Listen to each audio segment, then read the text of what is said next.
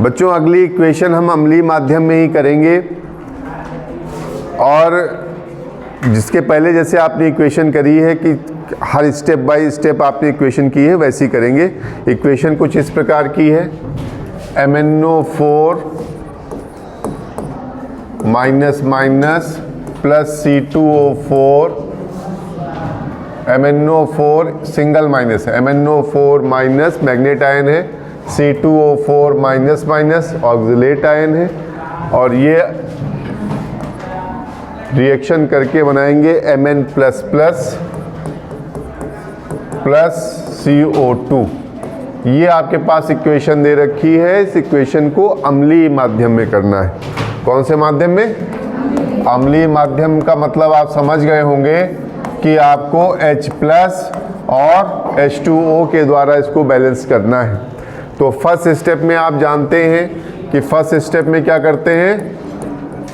First step में आप दो हाफ इक्वेशन बनाते हैं। एक इक्वेशन उनमें से होती है ऑक्सीकरण की, ऑक्सीडेशन की, और दूसरी इस समीकरण जो होती इक्वेशन होती है वो अपचयन की या रिडक्शन की होती है।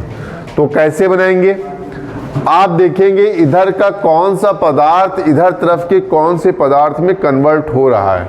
आप देख रहे हैं MnO4 माइनस चेंज हो रहा है Mn प्लस प्लस में, और C2O4 माइनस का जो कार्बन है इसका CO2 के कार्बन में चेंज हो रहा है। तो आप दो हाफ इक्वेशन बनाएंगे।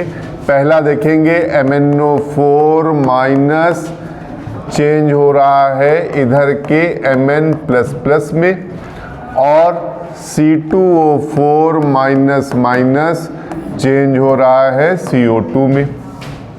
अब आप फाइंड आउट करेंगे इसमें से कौन सी इक्वेशन ऑक्सीडेशन की है और कौन सी इक्वेशन रिडक्शन की है। तो MnO4 minus Mn plus plus में चेंज हो रहा है। इसकी ऑक्सीडेशन नंबर अभी पिछले इक्वेशन में आपने निकाली थी, कितनी आई थी? +7 आई थी। ये +7 से +2 में जा रहा है। इक्वेशन किस चीज़ की है? अपचयन की या रिडक्शन की। तो आपने फाइंड आउट कर लिया ये इक्वेशन अपचयन की है, तो इसके आगे लिख देंगे अपचयन।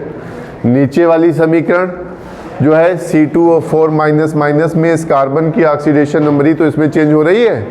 तो इस कार्बन की यहाँ पर ऑक्सीडेशन नंबर कितनी है? कितनी निकाली बेटा? 3।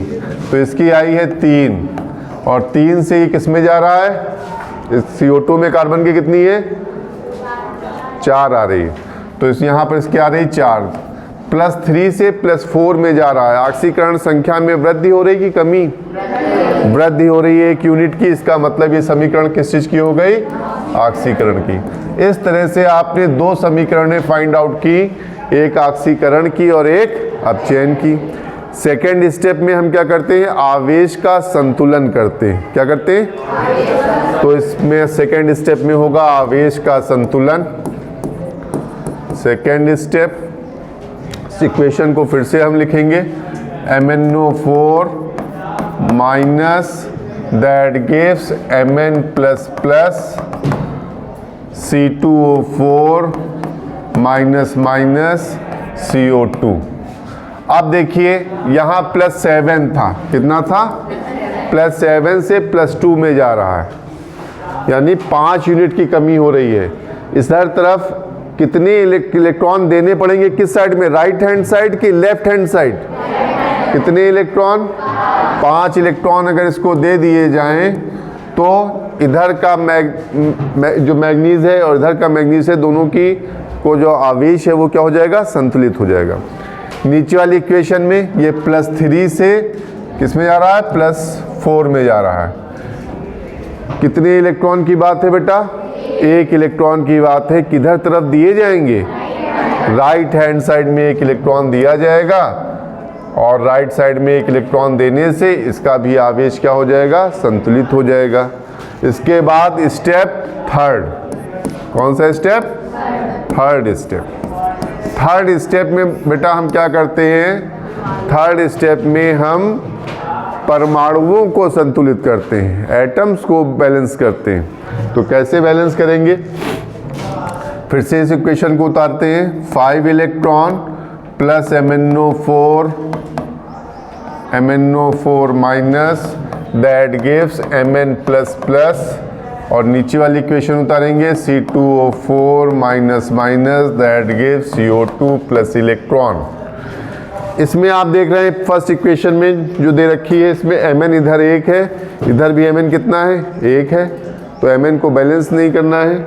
O कितने हैं 4 हैं, इधर तरफ वो नहीं है, तो कितने क्या करेंगे इधर तरफ H2O देंगे, H2O से O को बैलेंस करते हैं, कितने H2O दे दें कि इधर 4 O हो जाए, कितने दें 4 H2O अगर इधर दे दिए जाएं तो 4 O इधर हो जाएंगे, लेकिन कुछ बढ़ जाएगा 4 H2O देने में, 8 हाइड्रोजन बढ़ जाएंगे। उन 8 हाइड्रोजन को बैलेंस करने के लिए बेटा हम क्या करेंगे 8 प्रोटॉन देंगे किधर तरफ लेफ्ट हैंड साइड में। अब इक्वेशन क्या हो गई बैलेंस हो गई। ठीक है, नीचे वाली इक्वेशन में आइए। नीचे वाली इक्वेशन में कार्बन इधर कितने हैं 2 हैं, इधर कार्बन कितने हैं 1 है। अगर 2CO2 कर दिया जाए, 2 कार्बन इधर 2 से कर लिया जाए तो 2CO2 हो जाएगा, तो कार्बन कितने हो जाएंगे 2। ऑक्सीजन कितने हैं 4, इधर भी ऑक्सीजन कितने हो गए अब 4, यानी 2CO2 करने से कार्बन भी बैलेंस हो गए और ऑक्सीजन भी बैलेंस हो गए। ठीक, पहले जब 1 CO2 था तो कितने इलेक्ट्रॉन की बात चल रही थी 1 इलेक्ट्रॉन की। अब जब 2 CO2 होंगे तो कितने इलेक्ट्रॉन की बात होनी चाहिए 2, यानी अब इसको 1 इलेक्ट्रॉन की आवश्यकता नहीं है, कितने इलेक्ट्रॉन की हैं 2। जब परमाणु को आपने संतुलित किया तो कितने इलेक्ट्रॉन की हो गई इधर 2 इलेक्ट्रॉन हो गए। पहले 1 CO2 था तो 1 इलेक्ट्रॉन था, 2 CO2 हो जाएंगे 2 इलेक्ट्रॉन।